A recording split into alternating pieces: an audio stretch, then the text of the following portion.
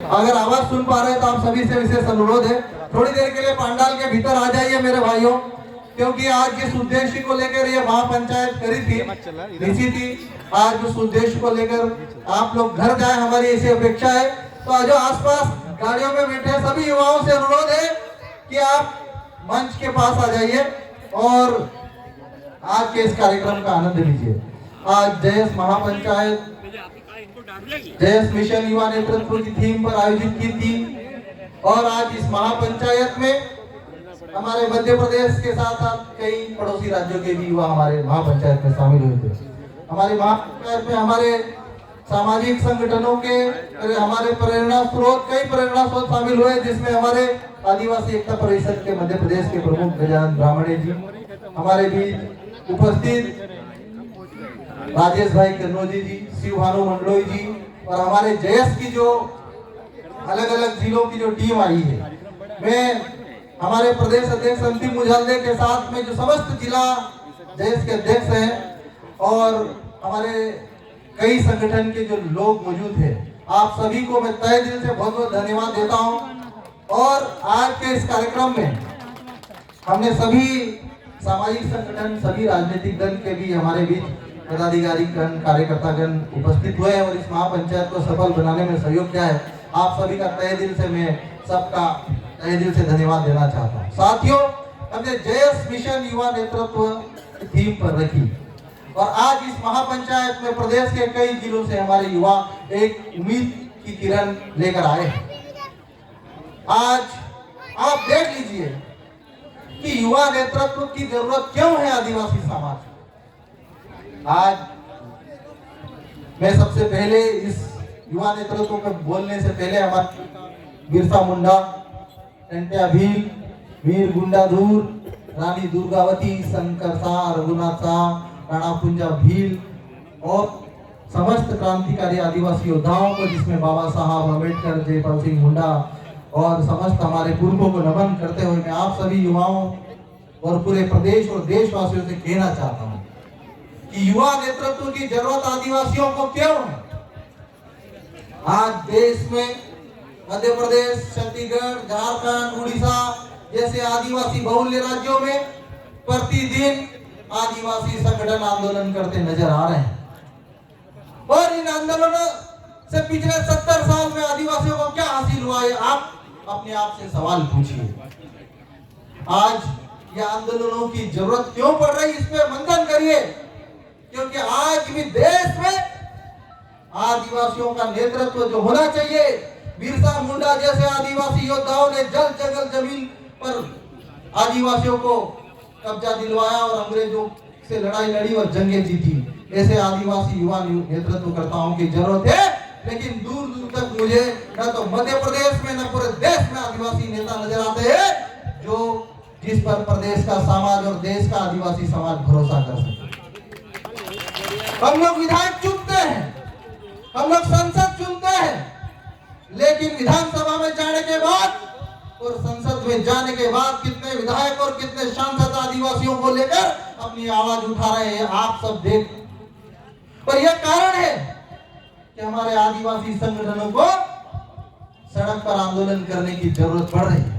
जिन समाजों में सक्षम नेतृत्व है, जिस समाज में युवा नेतृत्व है, आज वो समाज घर में बैठे बैठे उद्योग धंधे कर रहे हैं, बिजनेस कर रहे हैं, पैसे कमा रहे हैं, अपने समाज को आगे बढ़ा रहे हैं और हमारा समाज आज नेतृत्वकर्ता, अच्छे नेतृत्वकर्ता नहीं होने के कारण आज हमारा समाज गुजरात में पलायन करके जा रहा है, कुपोषण से मर रहा है, शिक्षा के लिए अच्छी स्कूलें नहीं है आदिवासी क्षेत्रों में, स्वास्थ्य के लिए अच्छे अस्पताल नहीं है आदिवासी इलाकों में। ये क्यों? क्योंकि हमारा समाज के नेतृत्वकर्ता विधानसभा में तो जाते हैं, लेकिन वहां जाने के बाद इन मुद्दों पे कभी मुखर होकर आवाज नहीं उठाते हैं। लेकिन मैं आप लोगों को मैं कहना चाहता हूँ कि डॉक्टर हीरालाल अलावा के बारे में भले कोई कुछ भी कहे, लेकिन मध्य प्रदेश की विधानसभा में इन 2 सालों में सबसे ज्यादा सवाल पूछे हैं सरकार से, ये डॉक्टर हीरालाल अलावा ने सबसे ज्यादा चाहे आदिवासी मुद्दे हो चाहे गैर आदिवासी मुद्दे हो, सरकार के हर विभाग को पत्र लिखकर अपने हक और अधिकार की मांग के लिए लड़ाई लड़ी, तो डॉक्टर हीरालाल अलावा ने लड़ाई लड़ी। महापंचायत में हमारे कई बुद्धिजीवी वक्ताओं ने ग्राम सभा के बारे में शानदार आप लोगों को बताया, पैसा कानून के बारे में बताया, 5वीं अनुसूची के बारे में बताया।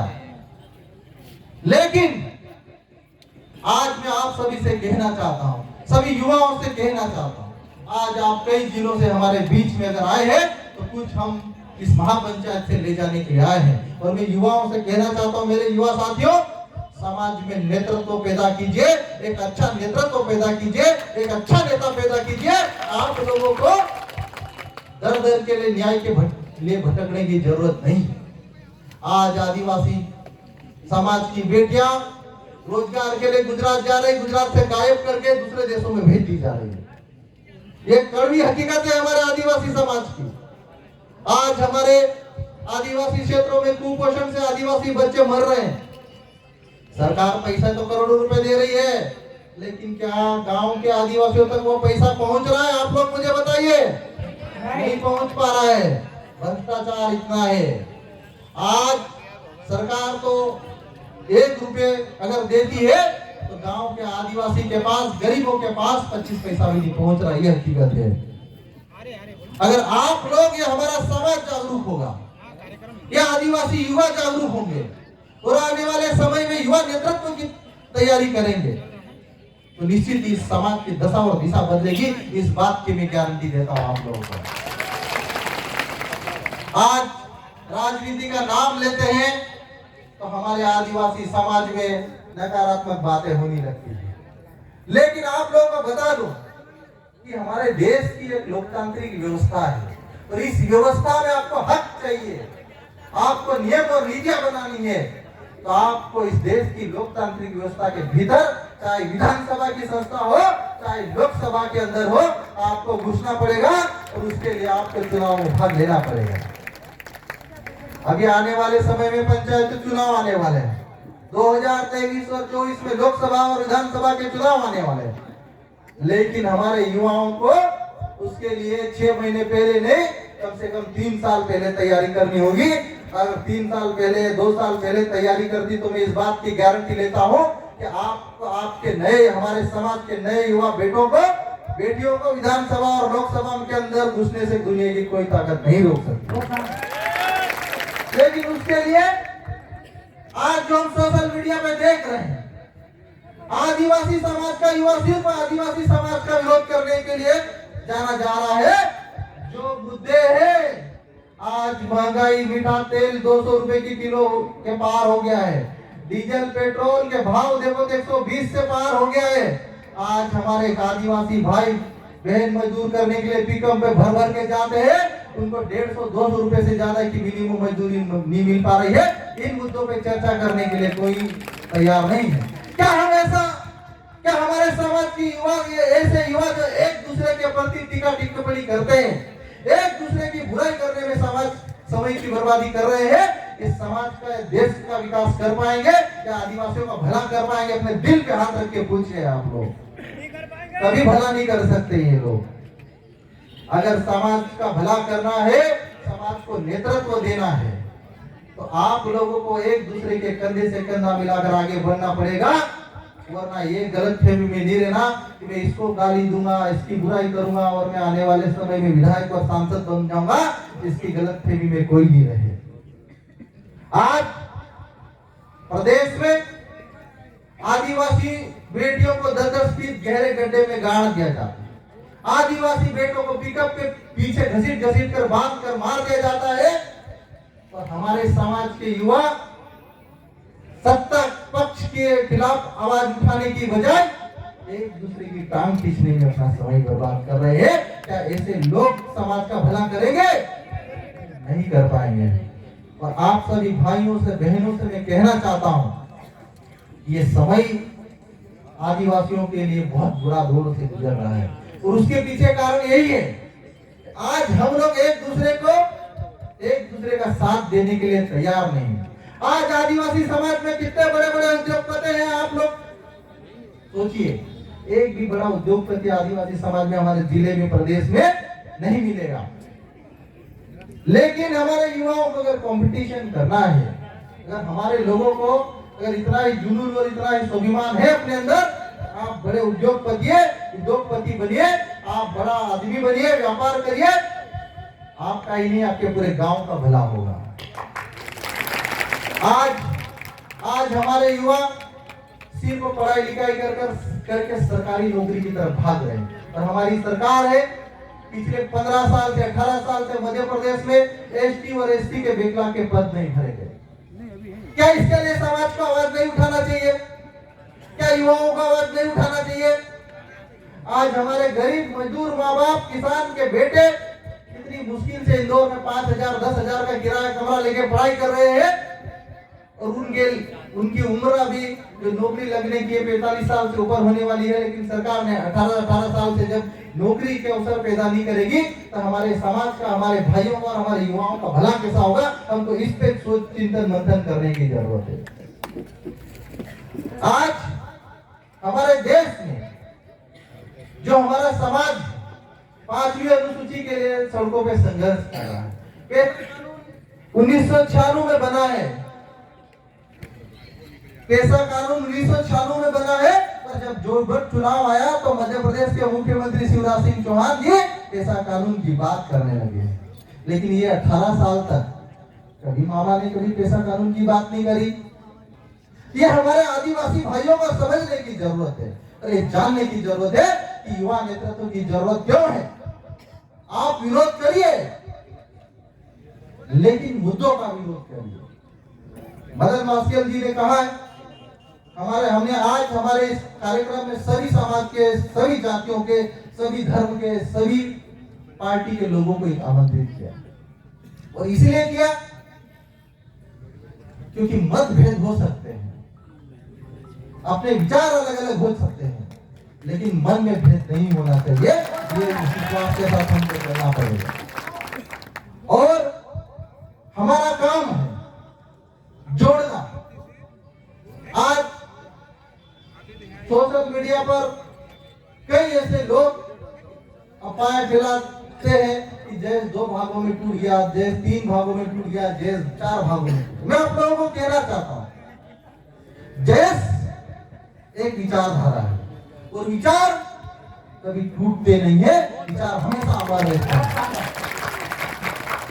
कई लोग सोशल मीडिया में देश के बारे में देश असली देश नकली की बात करते हैं। देश तो विचारों की क्रांति है, और क्रांति हमेशा ओरिजिनल होती है, कभी नकली क्रांति नहीं हो सकती है। हाँ, ये जरूर है कि असली और नकली की परिभाषा लिखने वाले लोग खुद नकली हो सकते हैं। आज ये मेरे मनावर विधानसभा क्षेत्र के हमारे उमरबंद ब्लॉक के इस लुनेरा बुजुर्ग में जो एक कार्यक्रम आयोजित किया, यहाँ की पंचायत की कमेटी ने जॉन सिंह सरपंच के नेतृत्व में, और यहाँ के हमने इस कार्यक्रम की जो 20 सदस्यीय कमेटी बनाई है, उन्होंने कितनी कड़ी मेहनत करी इस छोटे से गांव में। आप लोग जान सकते हैं, इसे कहते हैं युवा नेतृत्व। उन्होंने करके दिखाया। आज इस छोटी सी जगह पे इतना बड़ा आयोजन करके दिखाना, इसे ही कहते हैं युवा नेतृत्व। और मैं आप सभी से यही अपेक्षा करता हूँ कि जब आप लोग के पास सोच बड़ी होगी, विजन होगा, दूरदृष्टिता होगी, आने वाले समय में 2023 में विधानसभा के अवसर हो, चाहे 2024 में लोकसभा के अवसर हो, आप लोग भोपाल और दिल्ली पहुंचेंगे, ये मैं आप लोगों से कहना चाहता हूं। लेकिन उसके लिए हमारे पास अनुशासन भी होना पड़ेगा।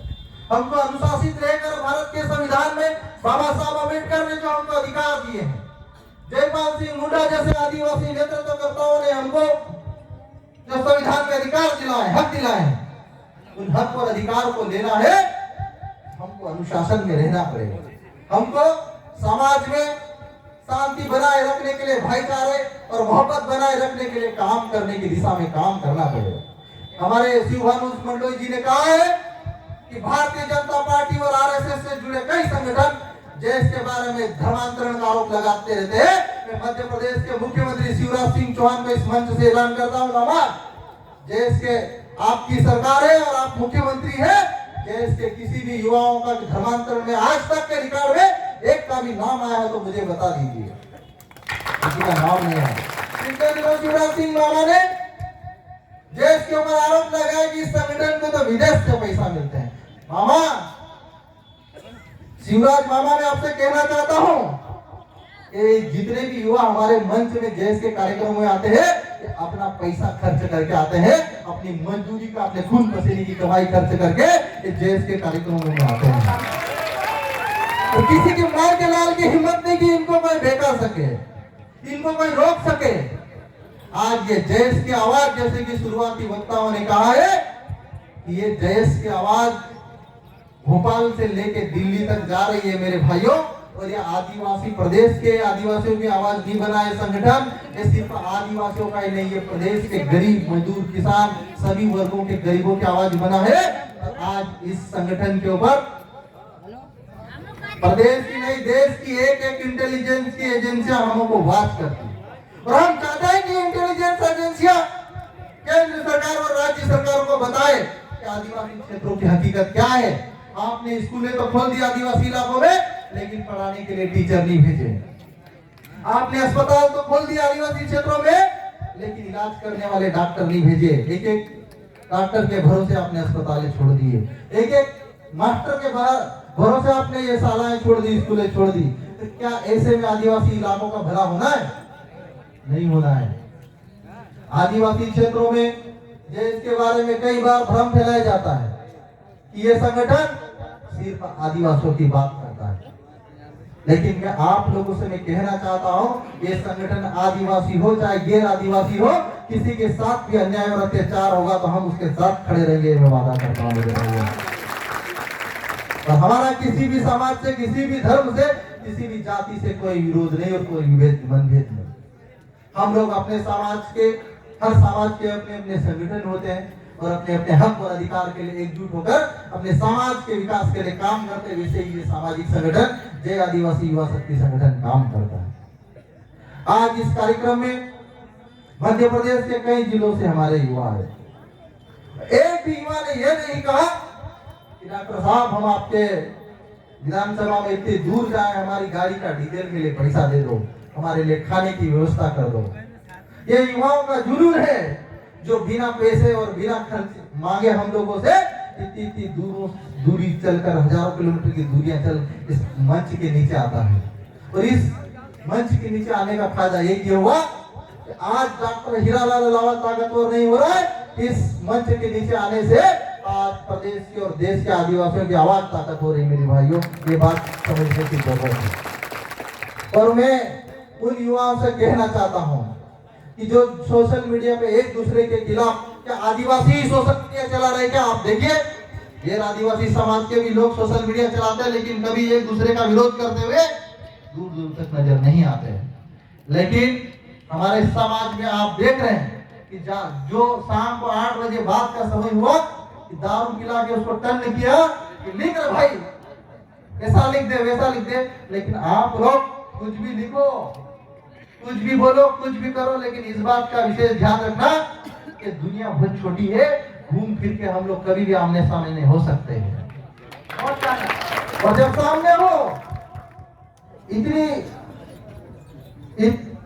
इतनी दूरी बना के रखना या इतनी इज्जत बना के रखना कि जब आमने सामने हो जाए तो आंख मिलाने की हिम्मत भर रखना। ये मैं कहना चाहता हूं आप लोगों से। आप लोग,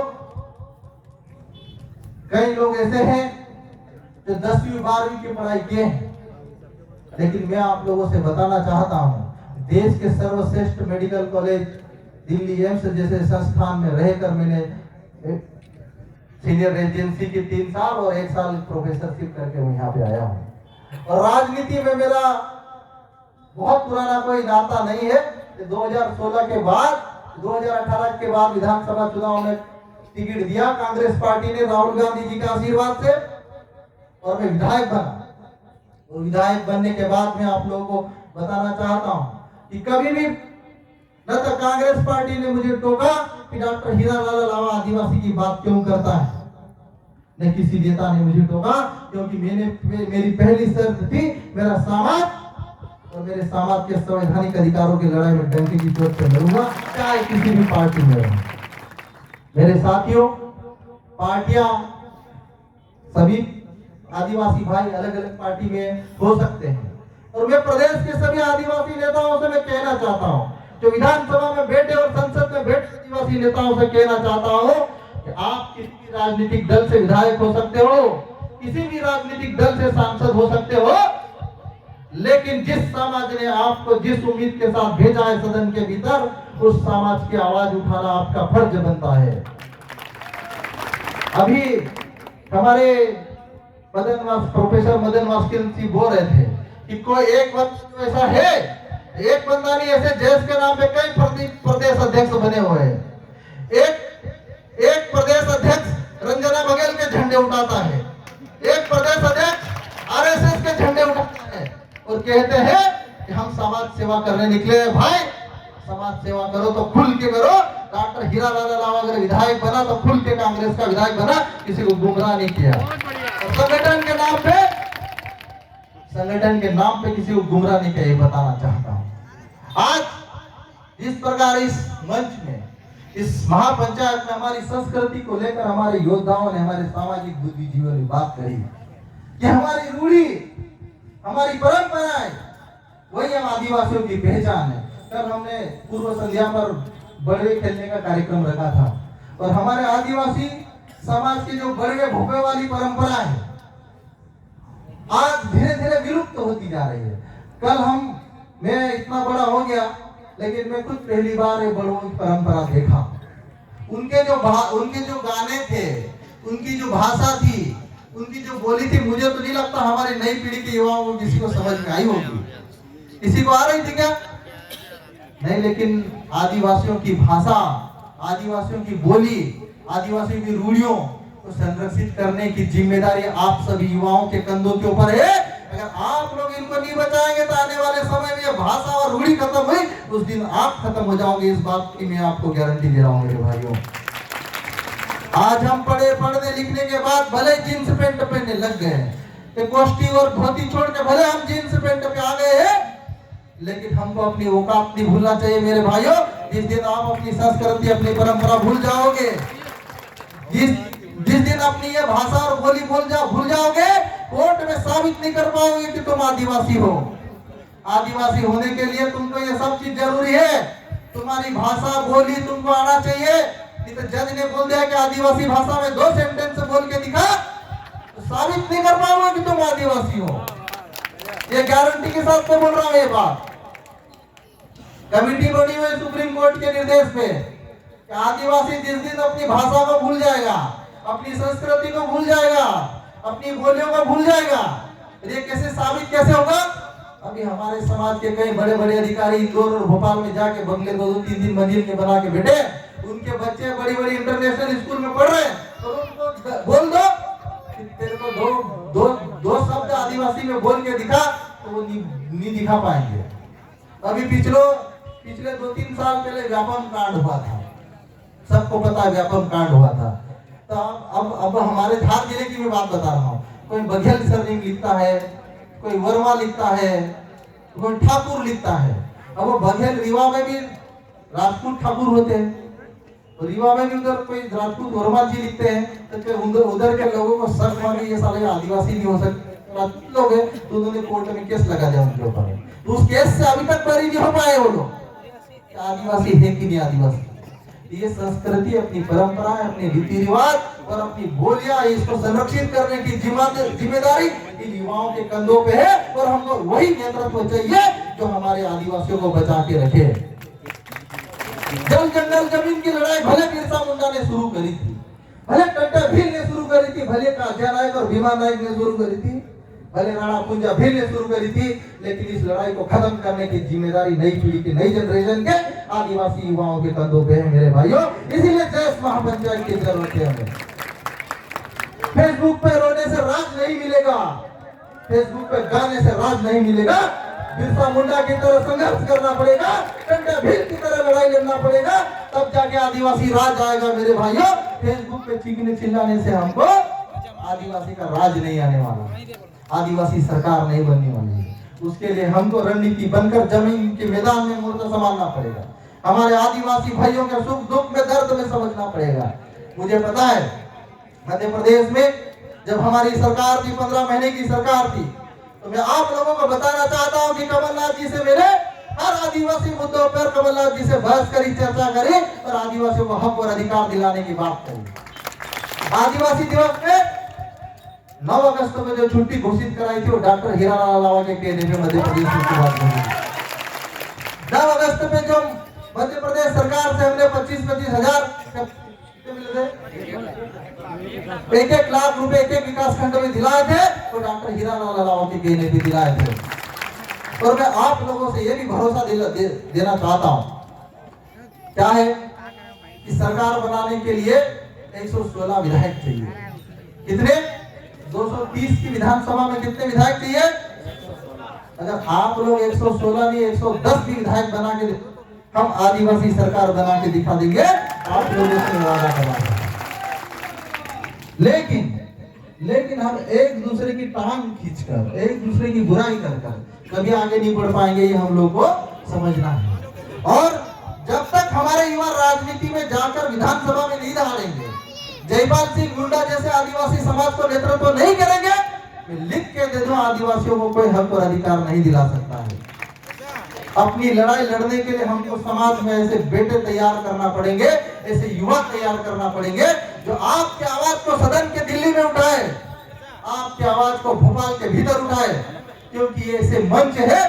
अगर दिल्ली की संसद में आपने एक बार भाषण दे दिया तो सिर्फ दिल्ली में नहीं सुनाई देगा मेरे भाइयों, इस दुनिया के 2 ज्यादा देशों में ये भाषण सुनाई देता है। इसको कहते हैं मंच, इसको बोलते हैं सदन। तो उस मंच पर हमारे युवा कैसे पहुंचेंगे, उस मंच पर हमारे युवा कैसे पहुंचेंगे, उस पर हमको चिंतन मंथन करना चाहिए। मैं पिछले 7-8 साल से हमारी ये महापंचायतें होती है, और मैं हमारे समाज के भाइयों को, गैर आदिवासी समाज के भाइयों से मैं कहना चाहता हूँ कि हम कभी भी किसी जाति, धर्म और समुदाय के खिलाफ नहीं है। और आज जयेश में दीवानगी देखिए, आदिवासी तो छोड़ो, कई गैर आदिवासी जयेश की सदस्यता लेकर जयेश के स्थान बना रहे हैं। और आज हमने किसी भी राजनेता को और पार्टी के खिलाफ, हम देखो विपक्ष में है और हमारा काम है कि मामा शिवराज सिंह चौहान अगर मीठा तेल 200 रुपए किलो से ज्यादा बढ़ाएगा तो हमारा काम है कि शिवराज सिंह चौहान का हम विरोध करेंगे।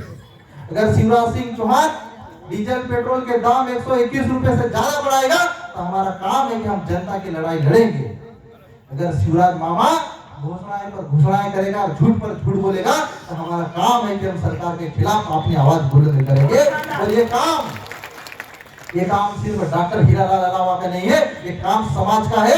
क्योंकि आज जिस प्रकार अडानी अंबानी को मोदी, प्रधानमंत्री मोदी जिस पूरे देश की संपत्ति बड़ी बड़ी कंपनियां दे रहा है, अगर आज हम लोग नहीं समझेंगे, आज ये बिजली को प्राइवेट ठेके में दे दिया, आज सड़कों पे जिस पे रोड निकलते हैं टैक्स, आज अपन जिस टोल टैक्स पे 70 रुपए 60 रुपए खरगोन वाले अपने धामनोद वाले को दे रहे टैक्स को, अभी ये रोड भी प्राइवेट चलेगा तो इसी पे 200 रुपए टैक्स देके हमको इंदौर जाना पड़ेगा, नहीं तो जाना ही नहीं देगा वहां से आगे हमको। जो रेलवे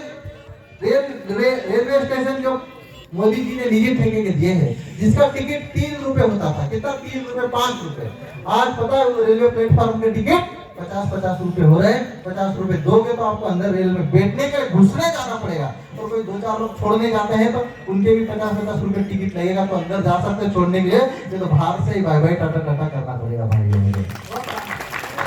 तो युवाओं का फर्ज है आदिवासी मुद्दों की लड़ाई लड़े, हम किसी व्यक्ति विशेष का विरोध करके, क्योंकि जीवन में हम सभी कभी न कभी एक दूसरे से मिलेंगे, आएंगे, और ये मेरा वादा है कि आप एक दूसरे का कंधे से कंधा मिला के चलोगे तो ये समाज को हम नई ऊंचाई पे ले जाएंगे, नए युवा नेतृत्व देंगे 2023 में, 24 में। दुनिया की कोई ताकत इसको नहीं रोक सकती।